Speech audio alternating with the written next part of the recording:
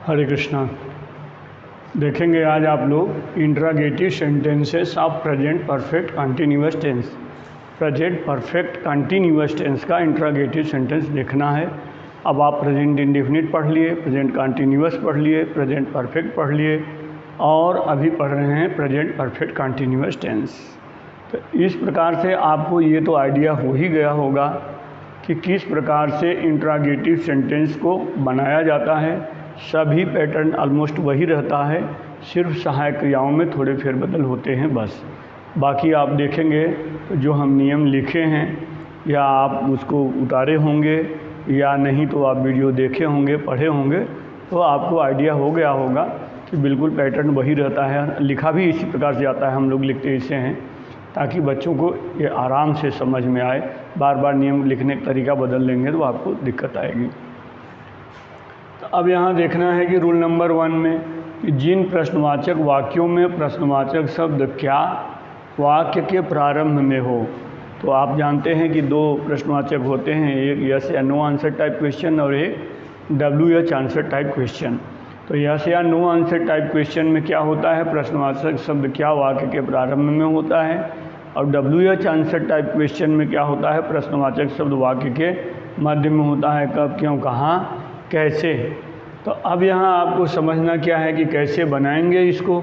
तो सबसे पहले किसमें, जिनमें प्रश्नवाचक वाक्य क्या वाक्य के बिल्कुल प्रारंभ में होता है, उसमें सबसे पहले क्या लिखते हैं, हेल्पिंग वर्ब है जी हाँ, हैव लिखोगे, फिर आप सब्जेक्ट लिखोगे, उसके बाद आप बीन लिखोगे, फिर मेन वर्ब का फर्स्ट फॉर्म आप जानते हो ING फर्स्ट फॉर्म में ही लगता है, इसके बाद ऑब्जेक्ट होगा, फिर सिंस या फॉर टाइम के लिए, उसके बाद कॉम्प्लीमेंट होगा।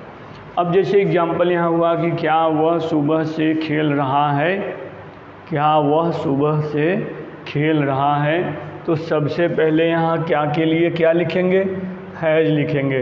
क्या की अंग्रेजी नहीं लिखेंगे, क्योंकि जिन प्रश्नवाचक वाक्यों में पहले बताया गया कि वाक्य प्रारंभ में हो तो उसमें सबसे पहले क्या लिखोगे, हैज। फिर उसके बाद क्या लिखेंगे, सब्जेक्ट लिखोगे, हैज ही, तब बीन, फिर प्ले में ING लगाया, प्लेइंग। अब कब से, सुबह से, तो पॉइंट ऑफ टाइम है तो सिंस मॉर्निंग हो गया। अब मान लो कि यह ऐसा ही वाक्य हो और अगर हो, अब ये रूल नंबर 2 समझो तभी इसको समझाएं तो समझ में आ जाएगा। अब जिन प्रश्नवाचक वाक्यों में प्रश्नवाचक शब्द कब, क्यों, कहाँ, कैसे वाक्य के मध्य में हो, मध्य यानी बीच में, तो सबसे पहले क्या करेंगे, उसकी अंग्रेजी लिखेंगे। फिर पूर्ववर्ती नियम, पूर्ववर्ती मतलब ये वाला नियम ही फॉलो होगा, सब टोटल वही रहेगा। खाली क्या करना होगा, उसकी अंग्रेजी लिखनी होगी। किसकी अंग्रेजी, प्रश्नवाचक शब्द की। जैसे मान लो यहाँ है कि वह सुबह से क्यों खेल रहा है, क्यों खेल रहा है, तो यहाँ क्या था तो आपने इसकी अंग्रेजी नहीं लिखा ना, लेकिन क्यों होगा तो लिखना होगा क्योंकि वो बीच में है इसीलिए। तो यहाँ पर आप क्या करोगे, क्यों के लिए वाई लिख दोगे बस, Y has he been playing since morning, इतना ही करना है। अब जैसे मान लो कि वह जो भी प्रश्न बनेगा कि कहाँ खेल रहा है, वह सुबह से कहाँ खेल रहा है, तो कहाँ के लिए क्या करोगे, यहाँ वेयर लिख दोगे, वाई की जगह क्या लिया, वेयर लिख दिया। तो जो प्रश्नवाचक शब्द होगा आप उस प्रश्नवाचक शब्द की अंग्रेजी सबसे पहले लिख दोगे, बाकी वही का वही रहेगा, सेम नियम है, बाकी कुछ नहीं करना है। और प्रश्नवाचक शब्द के नकारात्मक होने की दशा में क्या करेंगे, वही पुराना नियम आपको एकदम समझाया, सब्जेक्ट के बाद नॉट लगा देंगे। प्रश्नवाचक शब्द के, प्रश्नवाचक वाक्य की, फिर से सुन लो, प्रश्नवाचक वाक्य के नकारात्मक होने की दशा में सब्जेक्ट के बाद नॉट लगाते हैं।